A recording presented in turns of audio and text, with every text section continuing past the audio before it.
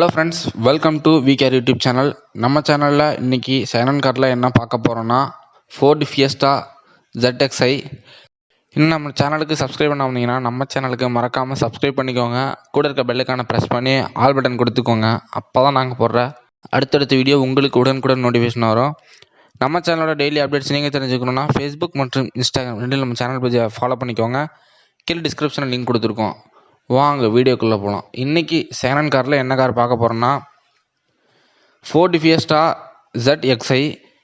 இந்த காரை பற்றி சொல்லணும்னா மாடல்னு பார்த்தீங்கன்னா 2008 மாடலுங்க. இந்த வண்டிக்கு ஓனர்னு பார்த்தீங்கன்னா 2 ஓனரு.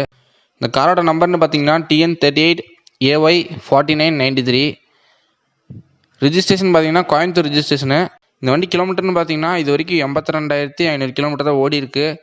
இந்த வண்டியில் ஆப்ஷன்ஸ்னு பார்த்தீங்கன்னா ஏசி பார்த்தீங்கன்னா 100% ஃபுல் ஒர்க்கிங் கண்டிஷன் தான். Power steering, power window, central locking option இருக்குது. இன்டீரியர் மியூசிக் சிஸ்டம் இருக்குது. சீட்லாம் பார்த்தீங்கன்னா நீட்டாக தாங்க இருக்குது. லெதர் சீட் தான் போட்டிருக்காங்க. உள்ளே எந்த வித காம்ப்ரமைஸும் இல்லை, பக்காவாக இருக்குது. அவுட்ரு பற்றி சொல்லணும்னா டயர்னு பார்த்தீங்கன்னா எல்லாம் MRF டயர் தான் போட்டிருக்காங்க. புதுசாக எல்லாமே அலைவில் தான். அவுட்டரில் எந்த வித ரீப்ளேஸ்மெண்ட்டும் இல்லை, எந்த ஸ்க்ராச்சஸும் இல்லை. வண்டி இப்போ பக்கா கண்டிஷனில் இருக்குது.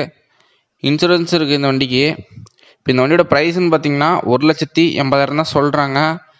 இந்த கார் உங்களுக்கு பிடிச்சிருந்தா நீங்கள் வாங்கணும்னு நினச்சிங்கன்னா கீழே டிஸ்கிரிப்ஷனில் அவங்களோட கான்டாக்ட் நம்பரும் டீட்டெயில்ஸும் கொடுத்துருக்கோம். நீங்கள் அவங்களுக்கு கான்டாக்ட் பண்ணி நீங்கள் இந்த காரை வாங்கிக்கலாம். இந்த வீடியோ பிடிச்சிருந்தா ஒரு லைக் கொடுங்க, உங்கள் ஃப்ரெண்ட்ஸுக்கு ஷேர் பண்ணுங்கள்.